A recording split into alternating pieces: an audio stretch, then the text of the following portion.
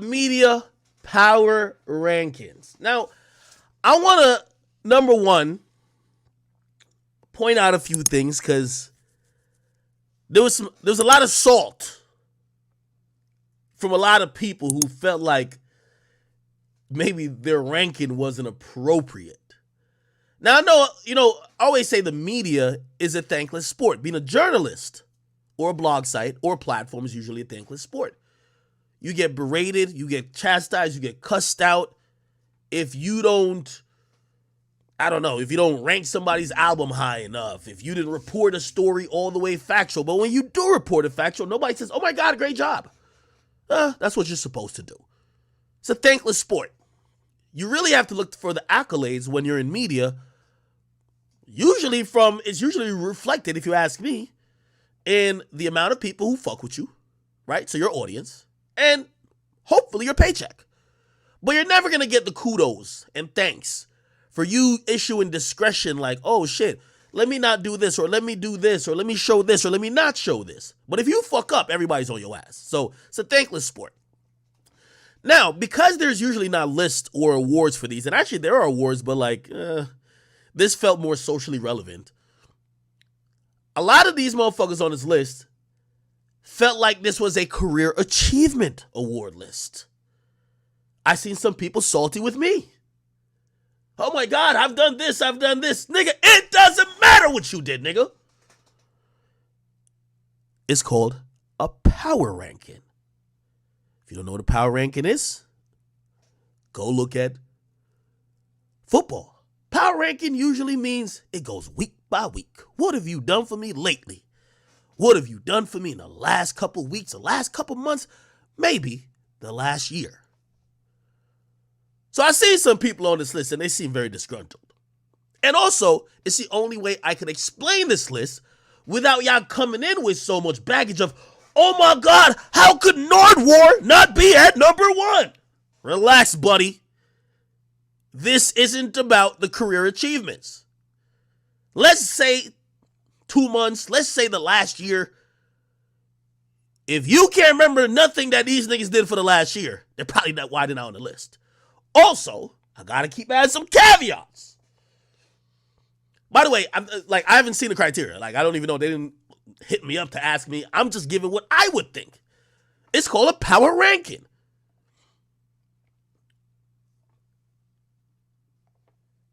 Some people would say, well, this person was a journalist and he writes and he fact checks and these other niggas gossip. It doesn't matter what you fucking think. I don't care what you do. If you're in hip hop media, it's about the power ranking.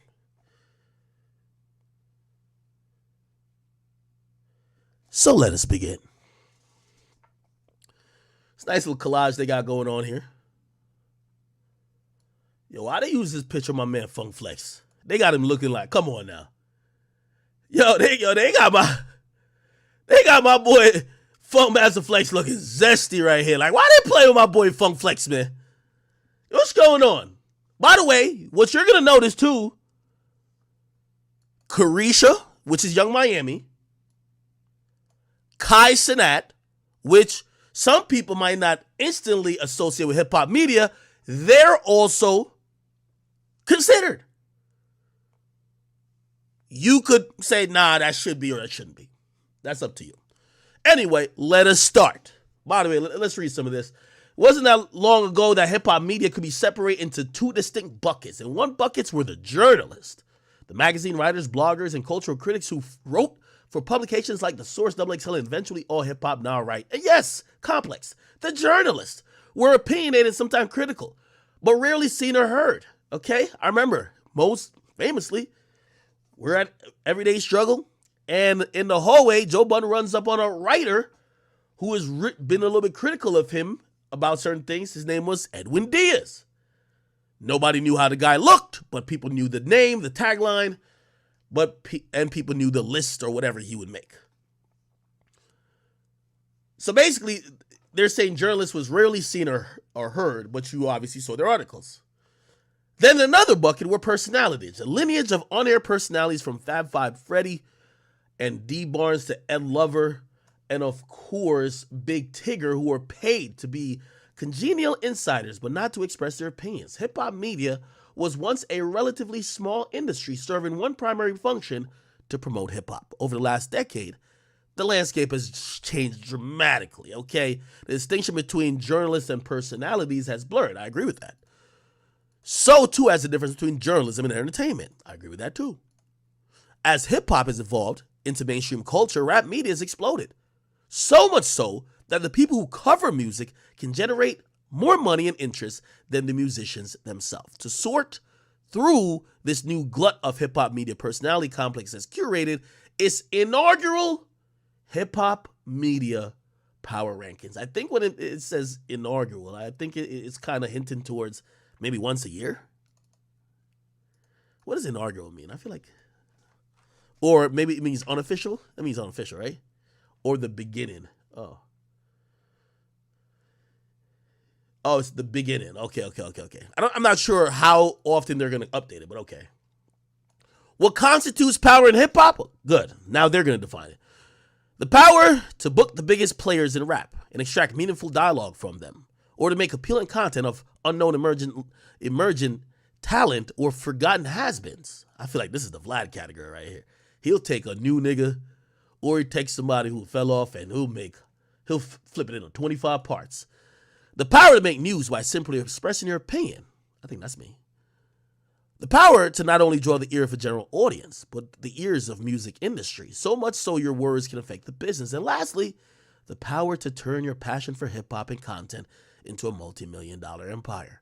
The rise of the media personality in hip-hop is due to both overarching media trends and reasons, reasons unique to rap, the proliferation of blah, blah. Okay, we're not going to read everything. Somebody says the familiar war and pundit debate format pioneered by shows like CNN Crossfire and ESPN First Take was co-opted in rap as in Complex's everyday struggle. Let's not discount these three factors: growing number of rappers either aging out of their recording primes or seeking new revenue streams, and two, the mid-2010 era of SoundCloud rap, which provided clear inflection point between old rap and new rap and endless fodder for debate. Number three, the adaptive ingenuity and hyper-competitive nature of the genre, which lends itself not only to competitive disagreements on rap topics, but also fierce competition between rap personalities. Before we begin the countdown, and before you begin arguing, here's some FAQ on the methodology, right? This is important to read. As this is a ranking, people, not platforms or shows. So they're not ranking platforms or shows, they're just ranking people. We specifically focus on individuals who are public-facing personalities. That's why you won't find outlets like Say Cheese or The Shade Room on the list, but you'll see Nori, but not the show Drink Champs. That makes sense. Where's Speedy and B-Dot? To remove any potential for bias, we excluded personalities who are currently attached to complex programming. How did you rank them? We put names in a hat, drew them out one by one. Just kidding. And he said we use a scoring method based on 5 categories: commentary and banter, star of power guests, consistency, viral moments, integrity of content. Then we debated a list like hell before reaching a consensus on a ranking you see here. Okay, but how come this legendary DJ is far below a newbie Twitch streamer? We engineered the list to be a ranking of the right now. That's the thing, right now, which means current relevance and influence supersedes legacy and longevity. Why are you including people who have been accused of abuse, misconduct, or sexual group? What the fuck? Nigga, what the like, how this fucking question, who's asking this shit? We rank personalities based off their content. Who the hell is accused of these things? So who's number one? You have to read on and see. All right, come on. So let's start. Number 25. This is Jazzy, okay? If you guys don't know who this is, I actually met her at I'm Rolling Loud. She's a very young content creator who's kind of known for interviewing a bunch of people. I believe she interviewed Kendrick Lamar, J. Cole, Jay-Z. And she asked some pretty dope questions. I've only seen a couple clips of her interviews, but she's an up-and-coming personality. I'm glad to see someone who is, I don't know how old she is, but she's 12-year-old. I'm glad to see someone who has a passion. And I've always told y'all, one of my only regrets is that, I started kind of doing what I was doing to get to this path at like 18, 19. I really had wished I'd started at like 14, right? But, time is undefeated. Okay. Then Nyla Simone. Not too sure who she is. I think she's I see her. I believe on Brilliant Idiots. Okay, congrats to her. Congrats to her. Sway, and I think this is where people would start getting offended because Sway's a legend, and with any list that would have somebody like Sway on it, and Sway, because in reality, when it comes to hip hop journalist of all time, Sway really is like top five. You know what I mean? Like of all time, like Sway is top five easily, easily. So that's why some people who didn't read the criteria to say, hey, this is a power ranking, not like a life like achievement award or whatever. But salute to my boy Sway. Sway's really amazing. By the way, speaking of lists, I remember being a kid watching Sway and his cohorts come up with the list for. Remember when they used to do the top 10 rappers, like hottest MCs? Yeah, he used to be like the guy who did that, right? All right. Nardwuar, which again, people are going to be upset about because Nardwuar is a legendary, and I'm going to say journalist. He's a journalist who, to be honest, I think his research is unmatched, is second to none. He is someone who has just always wowed and amazed not only the interviewer, but also the audience with the questions and how far back he could draw things from, the parallels he could bring stuff, and his just overall knowledge. His unique style, I think he's amazing, okay? Overall, I think he is definitely on the all-time goated list, but they put him at 22 for the power ranking now. Remember, I got to tell you, this is power ranking now. Now we got this hater over here, Anthony Fantano. This is the reason why this nigga been mad at me. I don't know what I did to him, but this motherfucking hater over here, when you pass niggas like this, you know what I mean? I hit 180 when I passed this nigga. There was a time I felt like me and him was like in the same realm. I left that bum in the dust. He been changing his tire ever since, okay? Lapped him 15 times. Yeah, he's a review dude, okay? He's, pretty much established as a review dude, and he's always been, he's been, whether you like his reviews or not, I think he's did his own plight to get his reviews into the lexicon of reviews that people care about. People always talk about double XL reviews, the Source back in the day reviews. Obviously, they talk about Pitchfork these days and Rolling Stones, but you definitely got to think about Fantano because he does affect review that type of way. All right, Nadeska. There's our beautiful queen. Nadeska, I believe, is the epitome of hard work. She was an amazing talent. I had the luxury of sitting next to and working with for many years. Someone who helped and taught me a lot. Someone who, really bridged the gap not only between artists and also media, but she bridged the gap between just fully salaciousness and bullshit and also like some true journalism. So I always gave her credit, working alongside Nadeska, seeing her in the morning, at least when we had the first studio, she had to do her makeup by herself before the lights even really came on. Do her makeup herself, get all the topics right. And I've seen if she pronounced the name wrong or if she got one thing that was inaccurate, she was really hard on herself because she prided herself on always getting the information right, giving everybody the proper respect that they are due. And also, even before me and her even worked on a show, like she was putting in the groundwork, and obviously I know we're talking about power rankings. So, but I just want to touch on her career a little bit. Shit, I remember me and her, we had started beefing before we ever did the show because she went to OVO Fest. She said she was staying in some shitty whatever and was just like out there hustling for content. She posted the shit. That's what I'm building Akademiks, nigga. I just took her content, nigga. Like, fuck. No credit, no nothing. Big Ak is here, nigga. Fuck it. We started beefing over that, but all was well. Now she does, I think, and me and her, we talked about this a lot during her transition period from Complex. She does the Nadeska show on Apple Music. She helps build and organize certain playlists, and I think she's an integral form. She's an integral part of what I believe is hip hop, like what I would say. I think she's the next female Carl Cherry. I'm gonna be honest. If you think about Carl Cherry, Tuma, I think she's up there. I think she is fair. She's in with the new, very respecting of the old. She's just amazing. So I just want to give her credit. She's I enjoyed every second I worked with her, and me and her we really grew to be really close, and I still value that to this day. All right, 19. This would be a troll if they put Adam at 16. I would have said I'm done with Complex. They're trying to play my boy, but anyway, they got Adam at 19, and let me see what they're saying. Wow.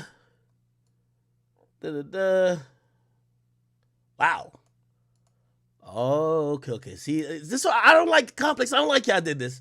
If y'all talking about is like, ability to be a media personality, why do y'all do this? No Jumper isn't picky, and he's been eager to put microphone in front of any aspiring rapper with a modicum of IG clout. The ambulance chasing mentality, it feels like a diss, right?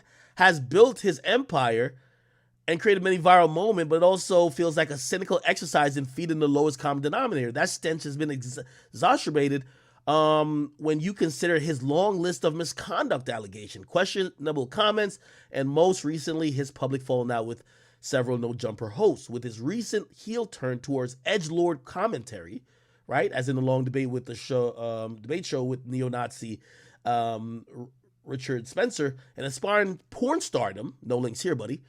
Adam 22 and No Jumper's relevance in hip-hop media may be in permanent decline. Wow. That was a scathing review.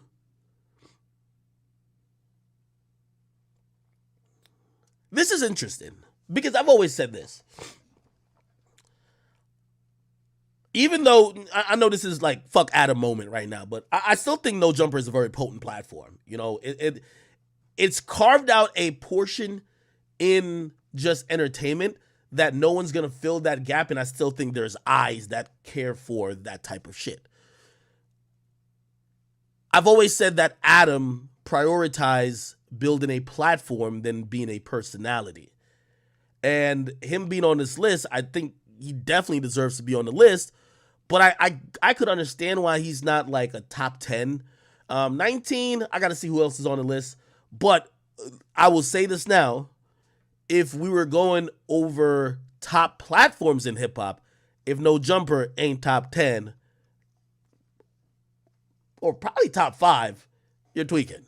You get what I mean?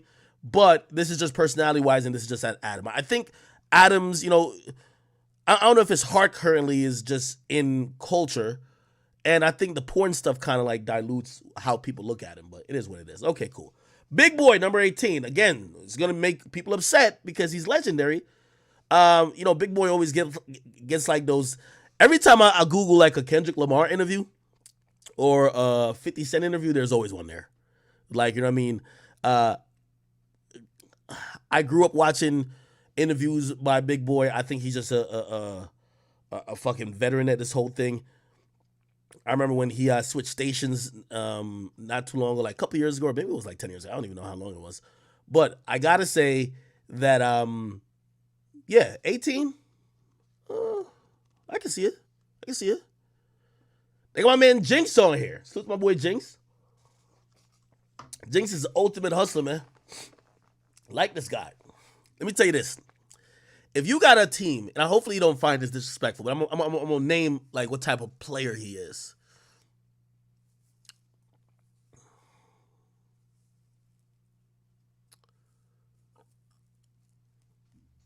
You name the player. I'm going to describe the attributes. Jinx is somebody that's important to any organization because, number one, he has a little bit of cool, smooth, suave type. So he's square enough where he could just read it off teleprompter, but he's cool enough where he could give his opinion, right? And not seem corny. Also, he fits every single role. Like, I feel like if you have any show, he could fit a role on any show. So he's the player that plays every position, right? He might not be the most controversial or trying to have his voice be the most like out of the woods, but this is like a guy. I think if I'm building a championship roster of media personalities, you need a Jinx. Jinx he's a balance when needed. He's a balance to so like if me and him did a show, I think he'd be a good balance to me in certain senses. I think also he's a perfect medium in between two opposing voices. I think he's a voice of reason. I really like him as a media personality, or just a personality at all, or journalist.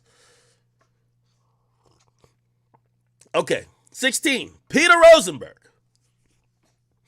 Now, I'm gonna disagree with this guy being. If Adam is 19, ain't no way this nigga's 16.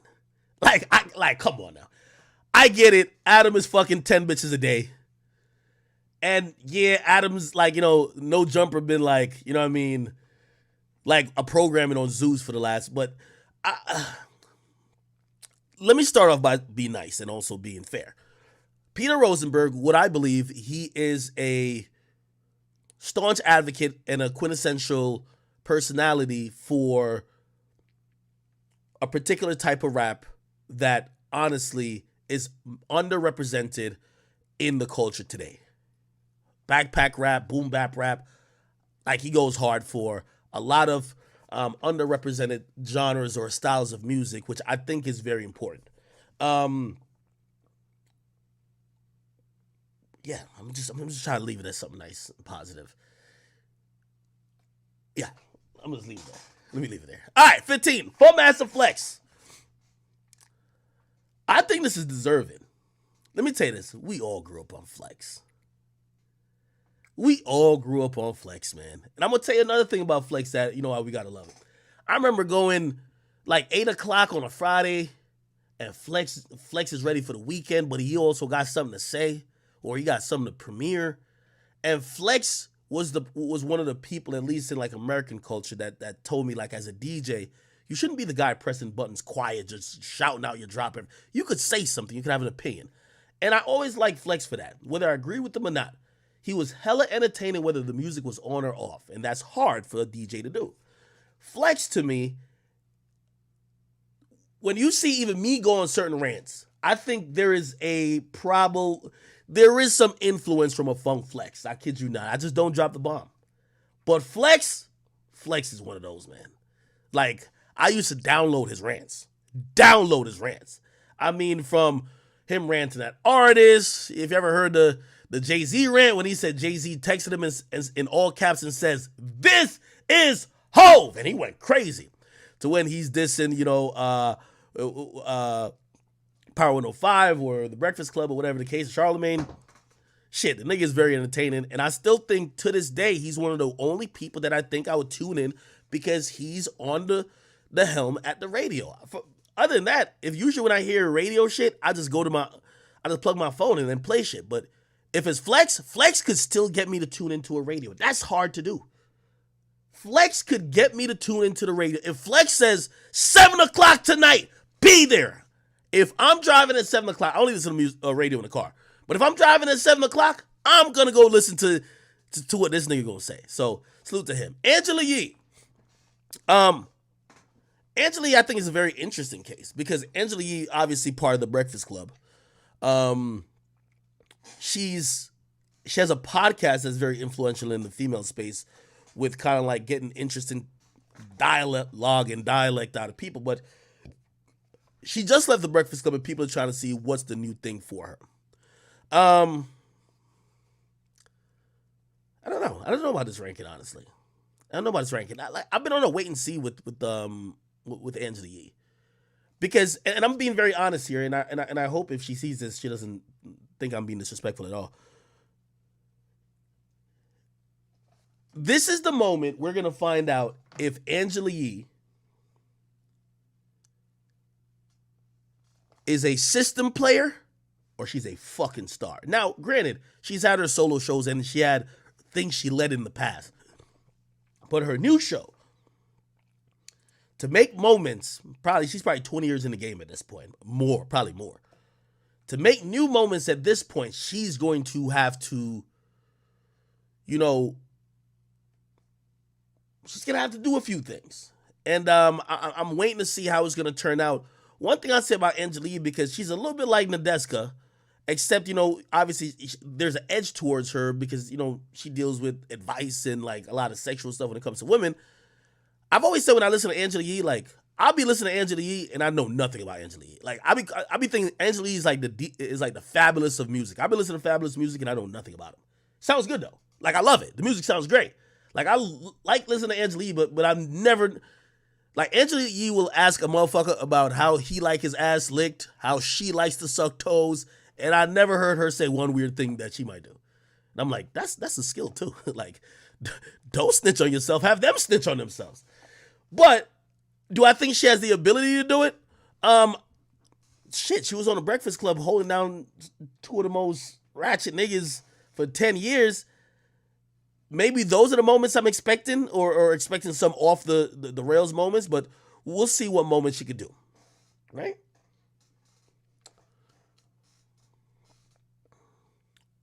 Ebro. Yeah, Ebro at number 13. I'm not gonna say no. The reason I'm not gonna say no is like, well, first and foremost, here's the thing.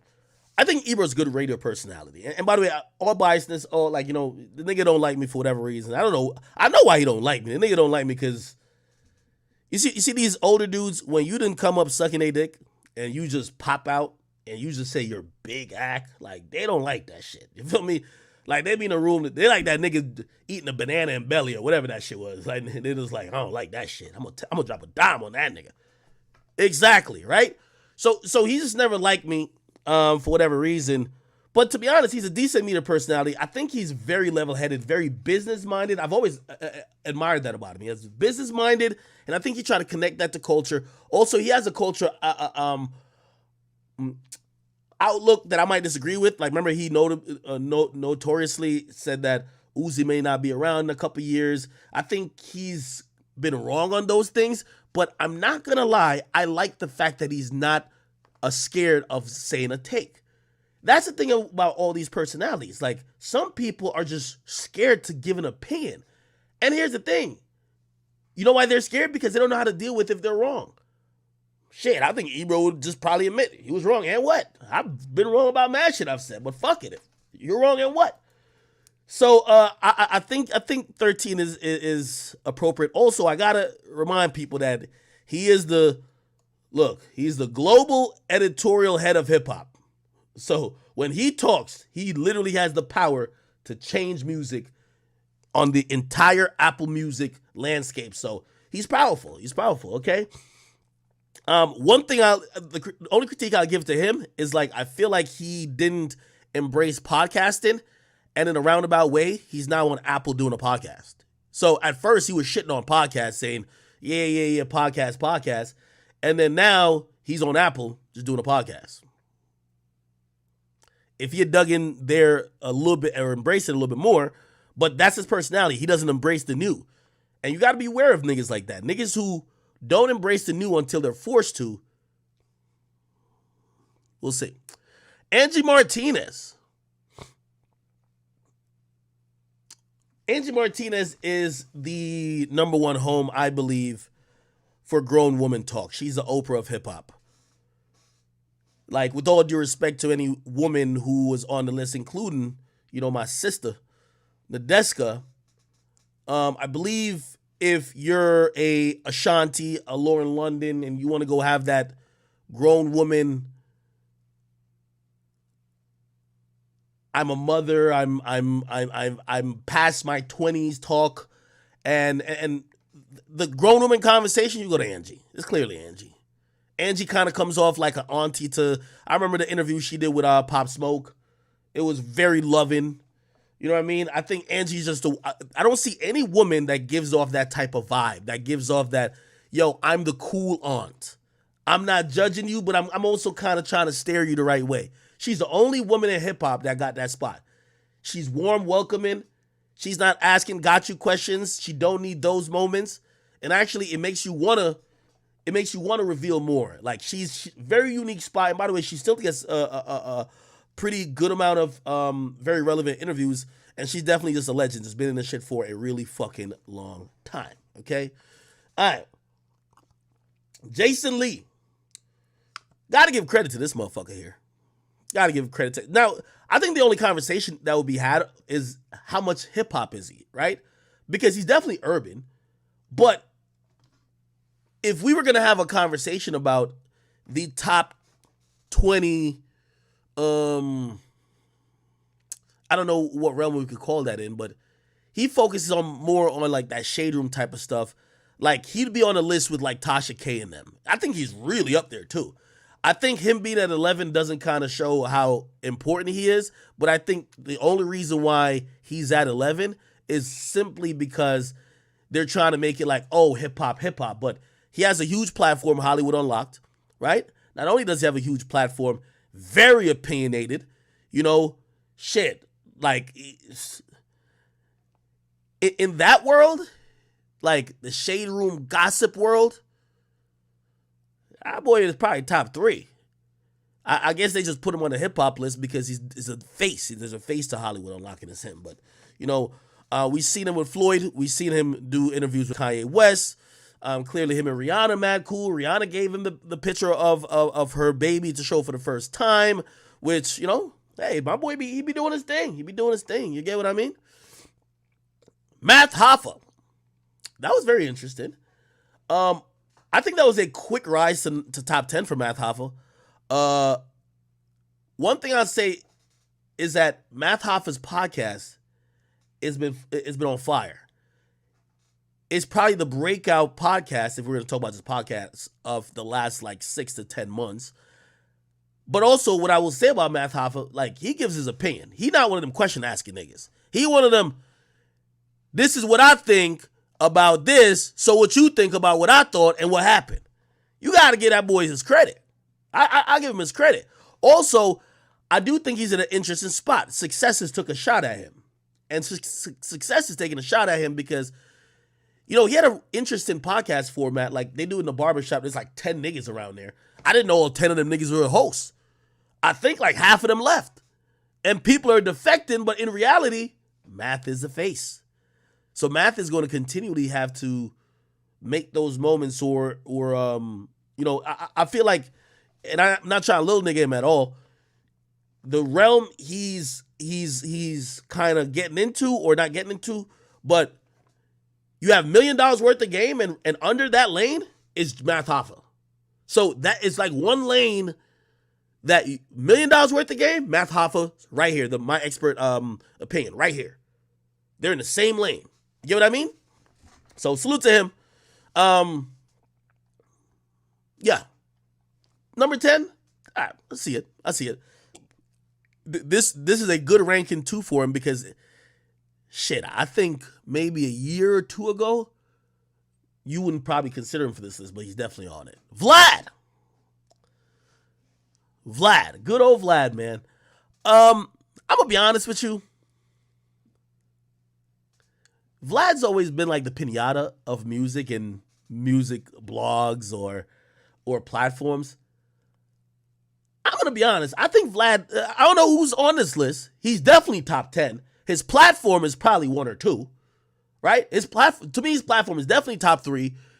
Vlad as a personality, Vlad went from being behind the camera, he was just a voice, only asking questions. You ever see when me and Vlad do interviews now? Nigga, Vlad talk for half the time.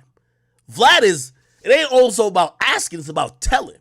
Vlad is telling a story about how he almost clapped the nigga. Yo, Vlad is now a personality. And I think that has become increasingly the thing because he started realizing like people like Vlad TV interviews because they like you. And I don't think he thought that at first. I think he just felt he was the person asking the questions. And I think he realized it once he started plugging other people in. They're like, nah, we want Vlad.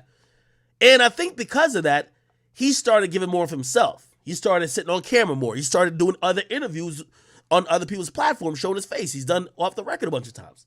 I think that was like super important. So Vlad being number 9, I definitely think he's top 10. Number 9, I got to see who's before him. Somebody said Vlad should be top 5. Shit, I'm agreeing. But I'm not gonna be like, oh, Vlad got to jump over this person. But I think Vlad should be higher. But here we go. Elliot Wilson. We got my man Elliot Wilson at number 8.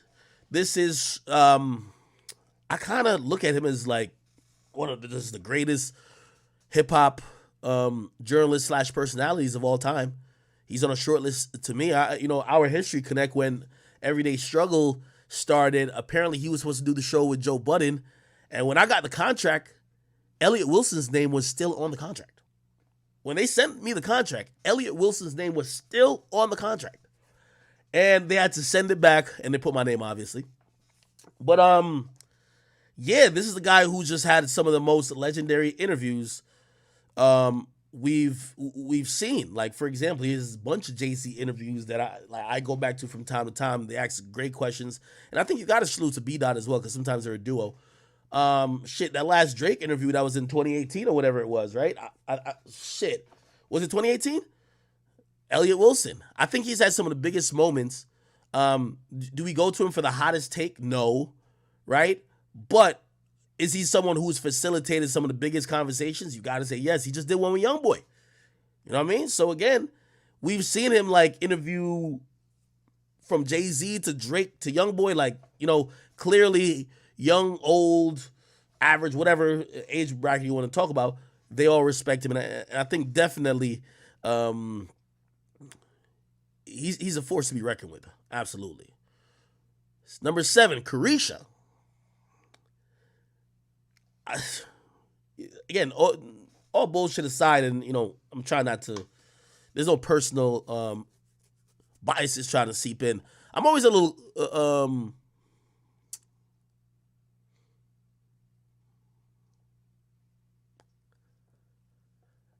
I don't get this.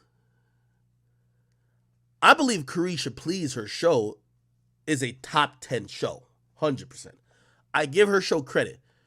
But as a personality, I think it takes more than you just having one show and one look and like 8 episodes for you to really be on a list like this. Like Carisha doesn't have a hip hop opinion. Name one opinion that she's ever given. Name one opinion she's ever given. Also, half the guests on her show, the majority of them they're not even talking about hip hop. You like get peed on? You like your ass getting, that's what they talk about. Over some DeLeon. So I would have said, not really. But is her show really successful? Yes. But I don't know. I wouldn't put her number 7. If we're going to consider in that realm. Kai Cenat. Now the first conversation should be had is Kai Cenat qualified to be on this list? Right? Now, let me give you the arguments for no. Well, Kai Cenat is a streamer like anyone else who likes music and like hip hop, but is he having that impact, or is he doing what, like if you look at the other people on the list are doing, is he doing that, or maybe his reach is so big that you just have to throw him in the category, right? So I guess that would be the argument for no. The argument for yes would be, well, look at some of the big moments he had. 21 Savage, Lil Baby, shit. He got G Herbo. Like, he's had a lot of like moments with people who are rappers, like whether from Dirk. Also, shit. Some of his opinions about music have gone viral. Like, he was talking about Lil Baby giving Trippie Redd like a mid-verse, and he was just like, what the fuck is this? That was very viral. Me, I wouldn't have had Kai on this list. And it would have been out of respect to the other people on the list, because I think Kai, while I think he has the biggest audience out of anybody on this list, I don't think he sees himself as a hip-hop media personality. He's definitely, I've called him, he's a Kanye of streaming, period. He's a Kanye of streaming. But to put him on this list, and obviously if you put him on this list, you got to put him up high. So I guess he's going to be on this here. Nori. Nori's, now we get to the top 5. Nori's definitely a top 5er. You got to put Nori top 5. Nori is hip-hop. Nori's the epitome of hip-hop. Nori through Drink Champs, but also, getting certain type of cultural and conversation pieces out of legends. It's been historic. He's been the stop for some people like Ye. That interview alone shook up the whole fucking place.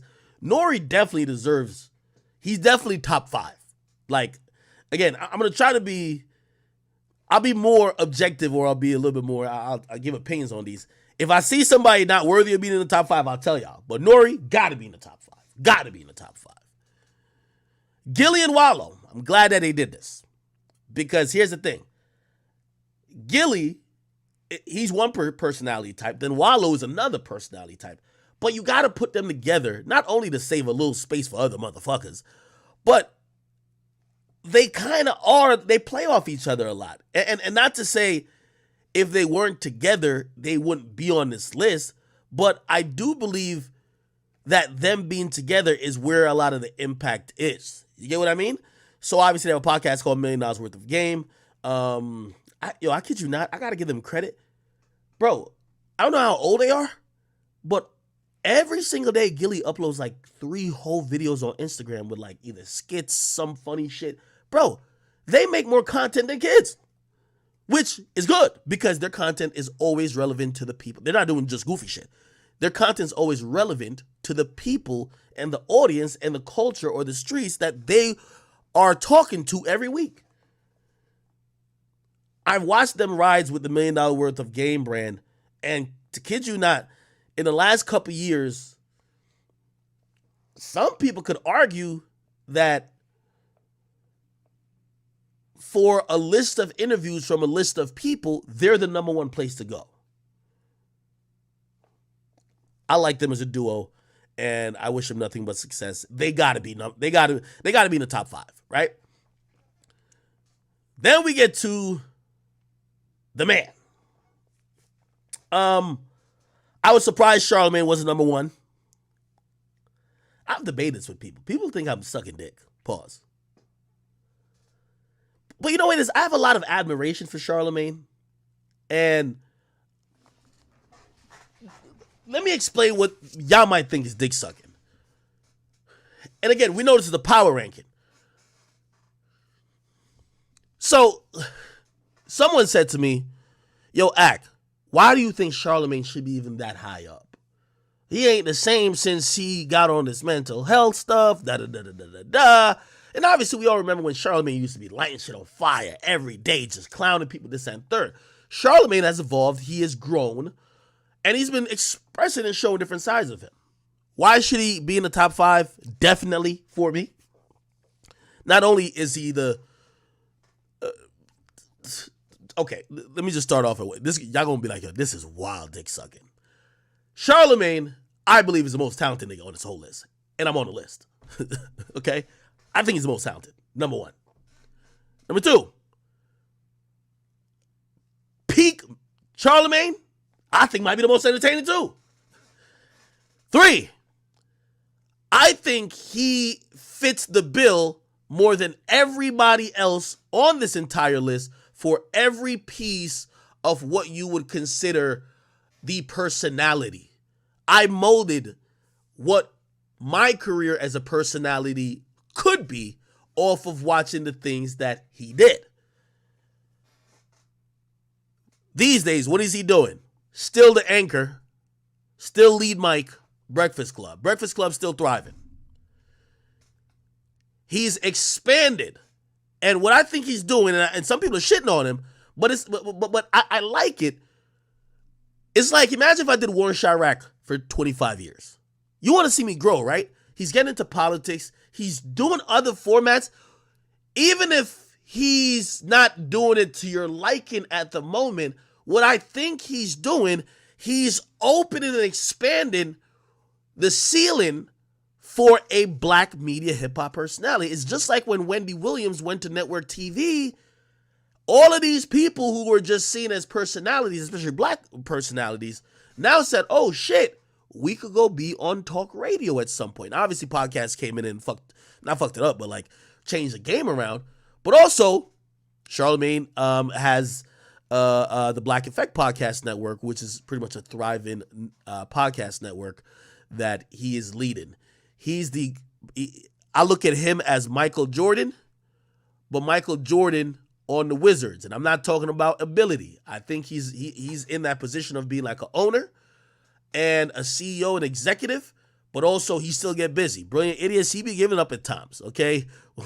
when it's some topics he could really fuck with. Also, I think that, Charlemagne was popping at a time that before the woke culture came, if Charlemagne kept doing the same things, they were going to use those things as a noose to hang him.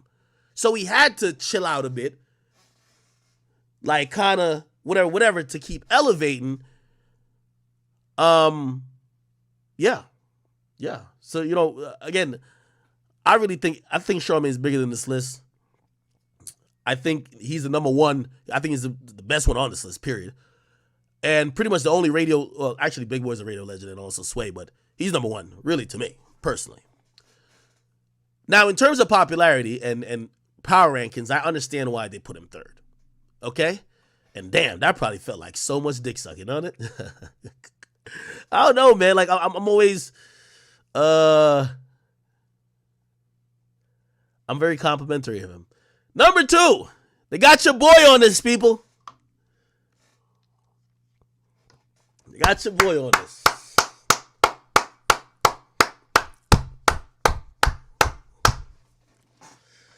They got your boy on this shit. Damn. When Joe showed up to my studio, I think it was after he did his interview with Complex. I guess they told him he was number 1. And he showed up to my studio and we did a podcast and he said, Ak, they got the list. And I said, yo, Joe, what number am I? And I'm going to be honest with you. I'm used to getting slighted so much. And I'm cool with that. Like, I'm not the guy who's friends with the most amount of people. I've maybe cussed out a few people along my journey. I felt like I've had to go get it on my own. So because of that, I don't expect nobody to even give me accolades. You've seen how like even the BET Hip Hop Awards does when they're talking about platforms. They act like we don't exist. I've always just felt like shysted on all type of levels. So for me, I was going to feel, and I'm going to lie, I was going to be mad at Complex if they didn't give me top 10. But if they gave me 9, I wasn't going to trip because I'm like, niggas don't like me, bro. People just don't like me. And it's one of those things where, I kept telling you about that conversation that this person had with me, and they were like, yo, Ak, there's so many people who dislike you that you don't even know how much stuff you're missing out on because the mere mention of your name among some of these industry people, they fucking lose it. That's why your name ain't on certain invites. Your name ain't on certain acknowledgments. Niggas hate you, my nigga. Like, the fans might love you. The people love you. And I remember saying to the person, I said, it's cool. I got one of the biggest audiences. I am fine. And the person said to me, well, you're fine now, but you're going to get to a point that you're going to be like, man, I kind of want to be acknowledged. And you're going to look for the reason why you're not being acknowledged, and it's because they hate you. And I'm shocked when I see this. Obviously, I worked at Complex. So I want to graciously thank everybody who believes I'm number 2. Do I believe I'm number 2? I do. I feel like I had a really successful year. I went for it. And when I mean I went for it, man, I held no punches. I said everything that I felt. I was wrong on a bunch of stuff. I took my W's. I took my L's. I was being honest. And the era of media personalities I liked weren't just the ones who were just talking to talk, but they were giving their opinion and they stood by it. They weren't scared of other media entities. They weren't scared of labels. And these days, I feel like everybody's they're protecting relationships. Certain people get in trouble, or certain people becomes a topic of discussion. Nobody wants to talk about it because everybody's cool with that person. And I ain't gonna lie, man, this year again, which I liked. I signed a deal with Spotify. I started doing the podcast. But when I left everyday struggle back in 2020, December 2020, I said to myself, Ak, you got to be able to shoot like you from the crib again, like you always do. You know, when I was working at Complex, I gave you out a joke. I said something about SZA. Everybody was freaking up. They're like, yo, TDE might not give us interviews. And it's political a bit. And I felt like, damn, why can't, I want to be me. And ever since I've left Everyday Struggle and, just me being on Off the Record and me getting into my streaming bag, I give my real opinion, man. Like, y'all could call my phone afterwards or during, but I give my real opinion. And that's the only way I could win. You know what I mean? And sometimes I go against the grain. And sometimes I'm the person who's saying the thing that nobody wants to say, but they know they really wanted to say it. So, I take the highs and lows with it. I'll read this. Timely rap debates, Twitch rants, controversies, beefs. I've definitely just not held my tongue with rappers, clearly. If you're even vaguely interested in rap and spend any amount of time on Instagram, Twitter, Twitch, or YouTube these days, you'll see DJ Akademiks' name or face at least a few times a day. Really? Whether you like it or not. He's an extremely polarizing figure who has an army of skeptics, many of whom bring up valid points of concerns about ethics behind his content in person. Still, he's relentless, and his high-volume strategy reaches a massive audience. With dozens of posts a day, his Instagram and Twitter feed have become a go-to source for rap news, and his marathon Twitch streams, often going for 4 hours at a time, are largely viewed by the legions of diehard followers. They should just say, the motherfucking chat niggas. I love y'all. He has an innate ability to talk and rant about rap for hours in a row without letting up, and each stream invariably produces a handful of viral moments, whether an A-list rapper calls in without notice or he falls asleep during a late-night Drake album listening session. Naturally, he's cashing on the buzz with some major deals. Off the Record with DJ Akademiks' exclusive show on Spotify routinely tops the podcast charts, attracting guests like 21 Savage, Youngboy, Rod Wave. Whether he's breaking out insider information on a late-night Twitch stream, inserting himself into a rap beef, or posting about breaking news before anyone else, he's omnipresent. There are legitimate concerns to be had about the real-world consequences of his more sensationalist content, including the coverage of violence in Chicago's rap scene and the Tory Lanez trial. On a list of assessing the power and influence of hip-hop personalities right now, however, Akademiks is undeniably near the top. For better or for worse, he is one of the most relevant and controversial voice in hip-hop media today. I think that was well written, and thank you to whoever wrote that. I think everything you said was fair.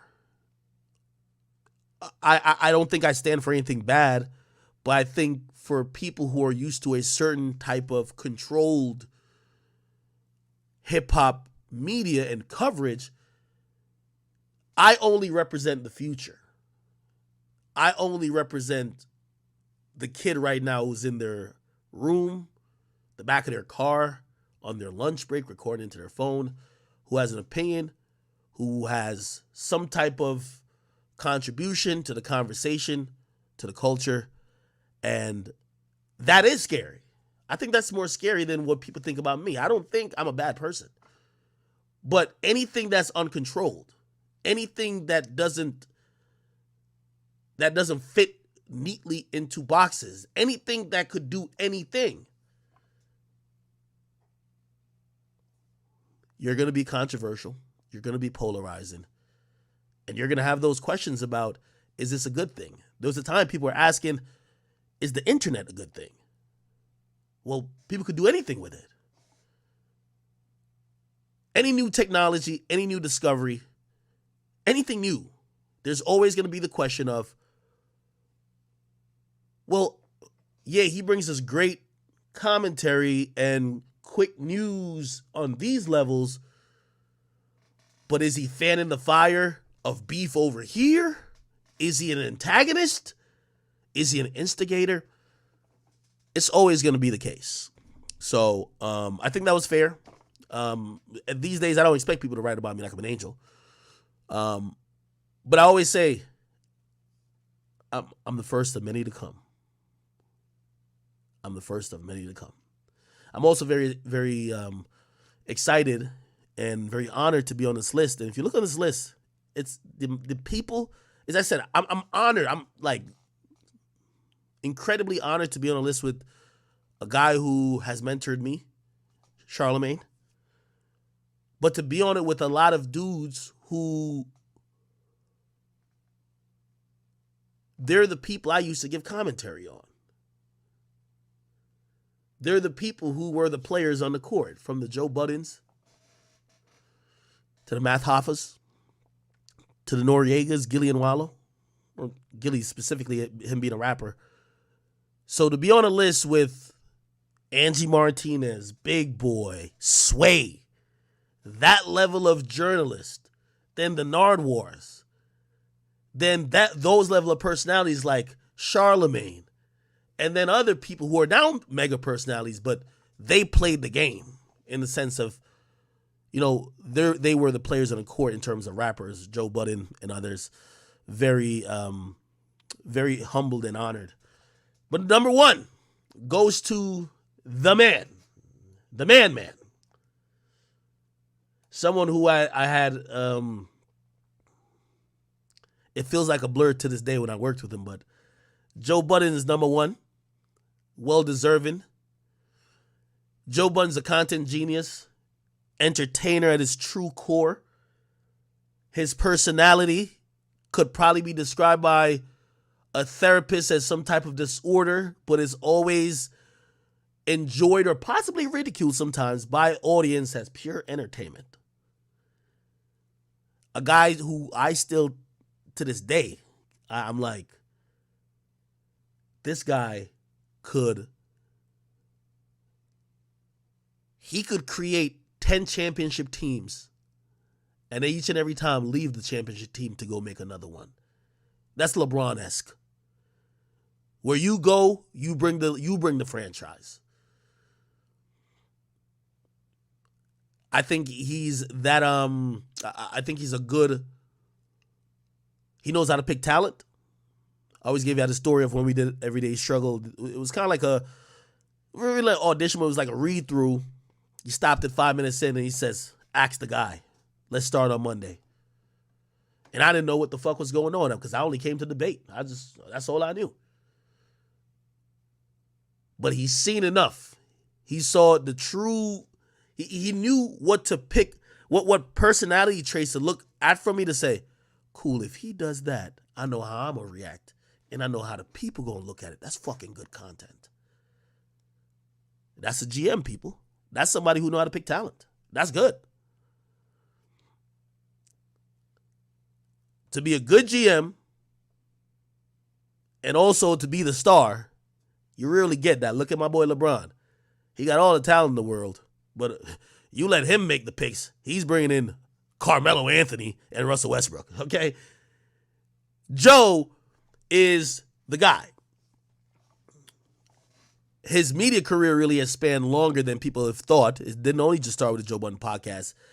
I remember being in high school, listening to radio through a radio that was in a room that I shared at the time with my brother. And I remember when Joe took over and he was on the radio and he was like, and I was like, yo, why is this rapper doing the morning show? Because we knew him as Pump It Up guy. But he was engaging back then.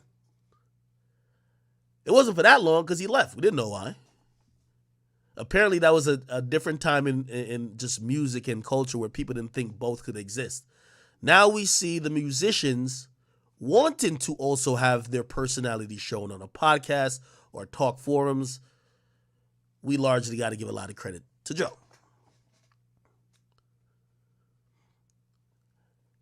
Someone who, even in working with him and those tumultuous times, I learned a lot from him. I learned, number one, how to navigate, but also how not to navigate. I learned how to realize that you have nothing if you need the guest to validate you. And it was crystallized even by how the whole thing with the Migos thing happened. With him, he was like, I was like, shit's the Migos. I love them. He was like, man, fuck these niggas. They coming in here twisting up their face, ain't trying to dap me up. Fuck them. I think he's found his footing after leaving Spotify. He did his network thing for a while. But in the last year, ain't no podcast shoot like Joe Budden podcast. Like, he's giving it back up again. And when Joe Budden's back on his hot take, not giving a fuck about the industry, he has one of the most powerful voices that goes and carries throughout many age demographics and many generations that, again, to me, easily number one right now, clearly. So, I like the list. We could make some more changes. Put Vlad up a little bit higher. I'm not going to say put nobody lower. Carisha, with all due respect to her, like, you know, I would definitely have her really high on a power list for women personalities in music, not necessarily hip hop. She's definitely, you know, doing her thing, but I don't know about it.